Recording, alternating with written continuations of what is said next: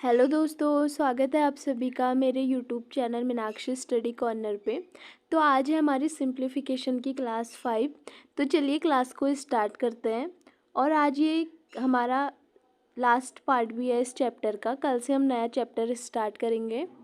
तो चलिए क्लास को स्टार्ट करते हैं। अब देखो पहला क्वेश्चन क्या कह रहा है। 5 लॉकेट तथा 8 जंजीरों का मूल्य कितना है कह रहा है ये 1,45,785 हो तो ऐसे 15 लॉकेट तथा 24 जंजीरों का मूल्य कितना होगा। ठीक है, देखो 5 लॉकेट का बता रखा है और पूछा है कितने का है 15 का। ठीक है, और 8 जंजीरों का मूल्य बता रखा है और पूछ कितने जंजीरों का रहा है 24। इन दोनों को मिला के कितना हो रहे हैं 5 लॉकेट और 8 जंजीरों को मिलाकर इनका मूल्य कितना है 1,45,785। ठीक है, अब ये क्या पूछ रहा है 5 के हो गए यहाँ पे 15 लॉकेट और यहाँ कितने का पूछा है 8 जंजीरों का दिया है तो कितना पूछा है 2400 का पूछा है।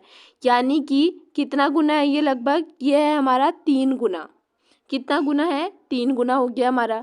ठीक है, तो हम क्या करेंगे मूल्य क्या दे रखा है 1,45,785। ये किसका है 5 लॉकेट और 8 जंजीरों का। तो हम ये कितना है जो 15 लॉकेट और 24 पूछ रखा है 8 से 24। देखो 8 जंजीर और 24 जंजीरों का पूछा है तो ये 3 गुना है इसका। 5 लॉकेटों का बता रखा है और 15 लॉकेटों का पूछा है तो 3 गुना है ये भी। 5 3 15 यानी कि 3 गुना है 5 से। इसका मतलब हमें क्या करना पड़ेगा जो इसका मूल्य दिया है इसमें भी ये भी कितना होगा 3 गुना। यानी कि इसमें किसका गुणा करेंगे हम 3 का। तो अगर मैं इसमें गुणा करूं तो देखो कितना आएगा 3 पंचे कितना हो गया 15, 3 अट्ठे 24, 1 25, 3 सत्ते 21, 22 23, 3 पंचे 15, 16 17 हो गया है, 3 चक्को 12 और 1 13 हो गया, 3 एकम 3 और 1 इसका 4। तो ये आ गया हमारा आंसर। ठीक है, जो पूछा था उसने 15 लॉकेट तथा 24 जंजीरों का मूल्य कितना होगा तो कितना होगा उसका मूल्य इतना होगा। ठीक है, कितना 4,37,355। ये क्या आ गया हमारा आंसर। ठीक, अब देखिए अगला क्वेश्चन क्या कह रहा है 12 प्लेटों तथा 9 चम्मचों का मूल्य कितना दिया है इसने 339 रुपया हो कह रहा है। तो 4 प्लेटों तथा 3 चम्मचों का मूल्य बताना है हमें। ठीक है, यहाँ कितने प्लेटों का मूल्य दे रखा है 12 और 9 चम्मचों का और पूछा कितने का है 4 प्लेटों और 3 चम्मचों का। यानी कि ये इसका कितना है ये 1/3 है। ठीक है, अब देखो 1/3 है यानी कि क्या है कि जो 12 प्लेट पूछ रखे हैं इसने 12 प्लेटों का तो मूल्य बता रखा है और पूछ कितने का रखा है 4 का। ठीक है, अभी तक क्या हो रहा था अभी तक गुणा करके नीचे वाली संख्या आ रही थी जो दे रखी है मतलब जिसका मूल्य दे रखा है उसमें अगर हम गुणा कर रहे थे तो नीचे वाली संख्या आ रही थी। जैसे ऊपर 5 लॉकेट का मूल्य दिया था नीचे 15 लॉकेट का पूछा था तो हमने उसमें 3 का गुणा किया था। लेकिन अब क्या है कि 1/3 हिस्सा है इसका तो अब क्या होगा अब हमें क्या करना पड़ेगा भाग करके।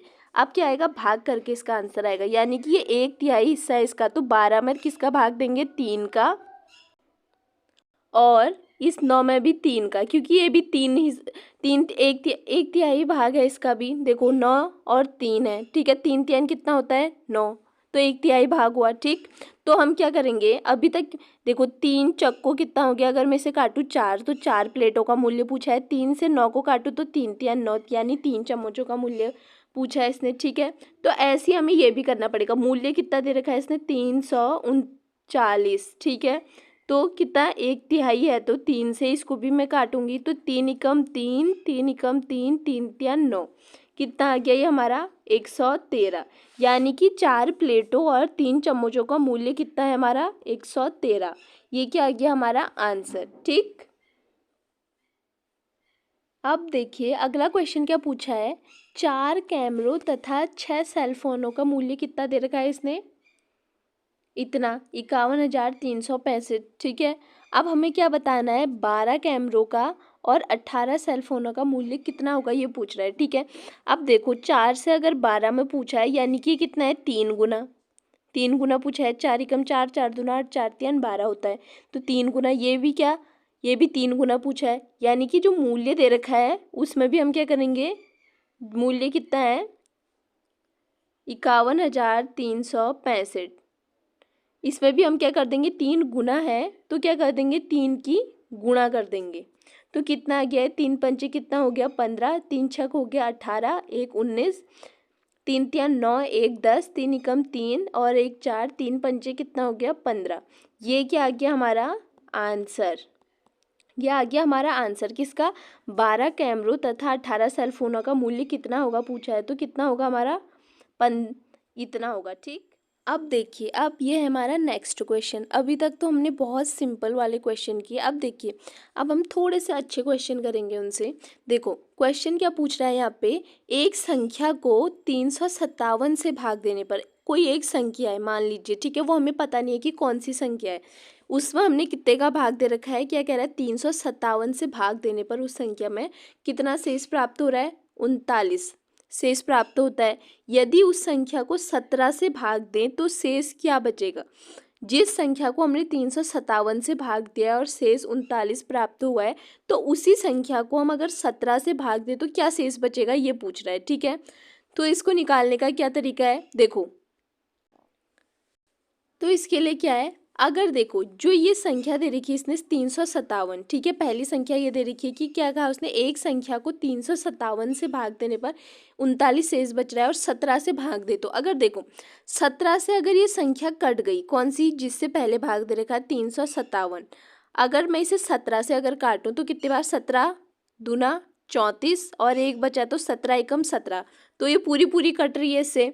ठीक है, तो आप क्या करेंगे, अगर ये संख्या कट रही है तो अब मैं 17 का भाग सीधे किस में दूंगी, जो शेष बचा है।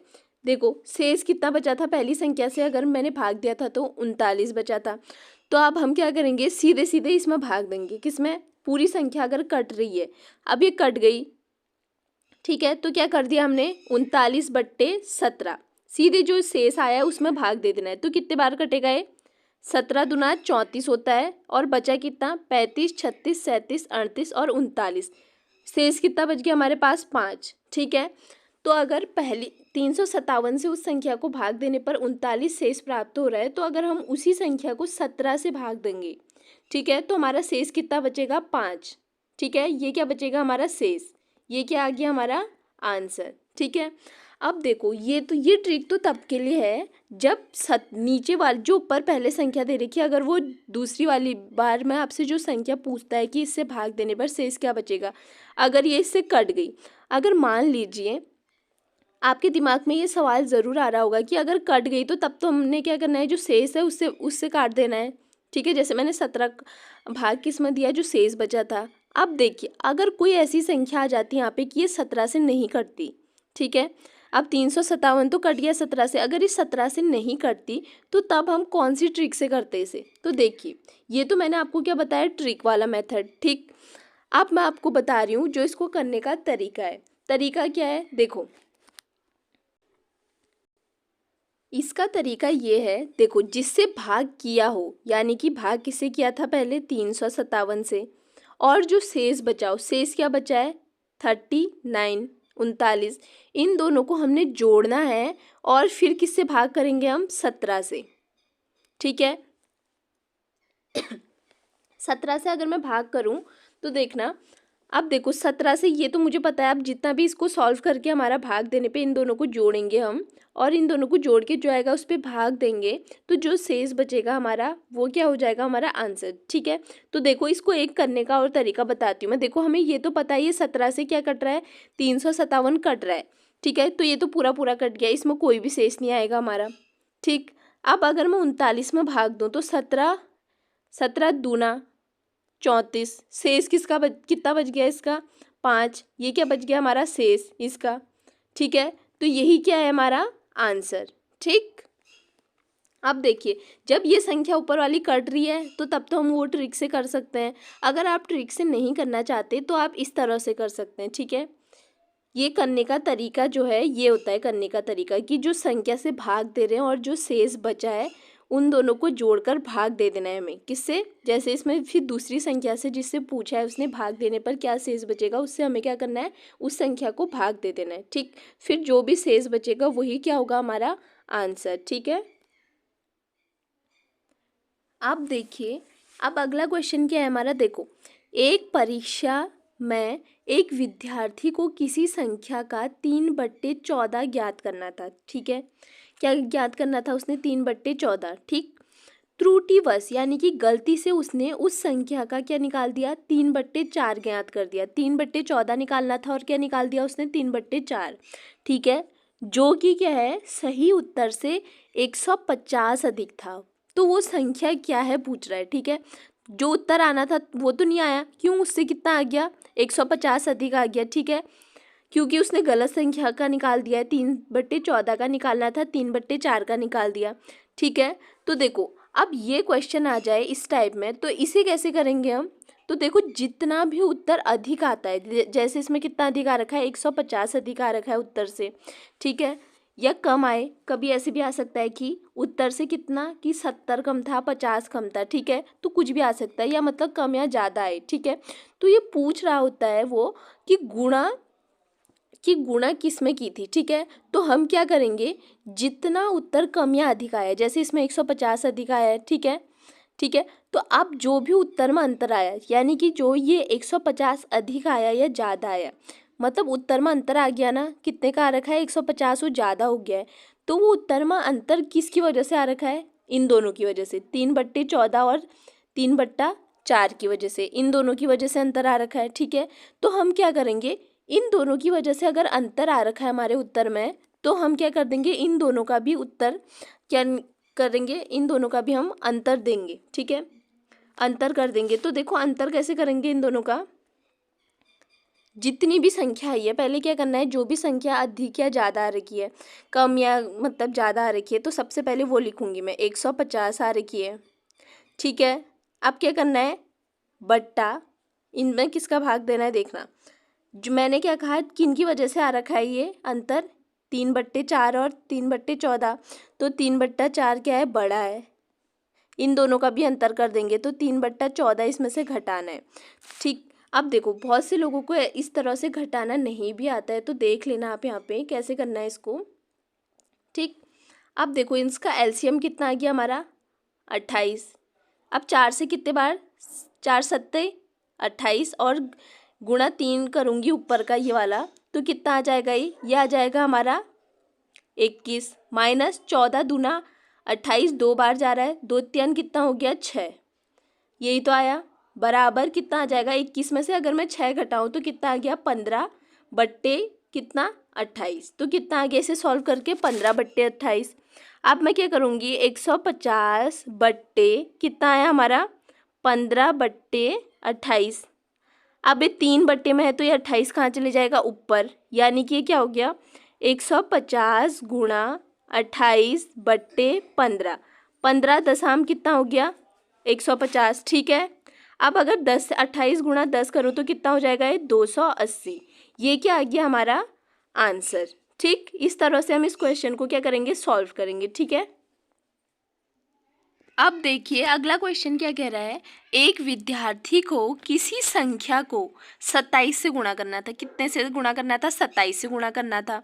ठीक है, त्रुटिवश उसने इसे 72 से गुणा कर दिया। यह उत्तर सही उत्तर से 405 क्या था? अधिक है। ठीक है, अब 27 से करना था, 72 से कर दिया, तो सही उत्तर से 405 क्या कह रहा है? वो अधिक है। ठीक है, जिस संख्या को गुणा करने के लिए कहा गया वह संख्या कौन सी है? ठीक है, वो पूछ रहा है। अब हमें वो संख्या निकालनी है जो क्या पूछा था इसने, जिस संख्या को गुणा करने के लिए कहा गया था वो संख्या कौन सी, ये पूछ रहा है।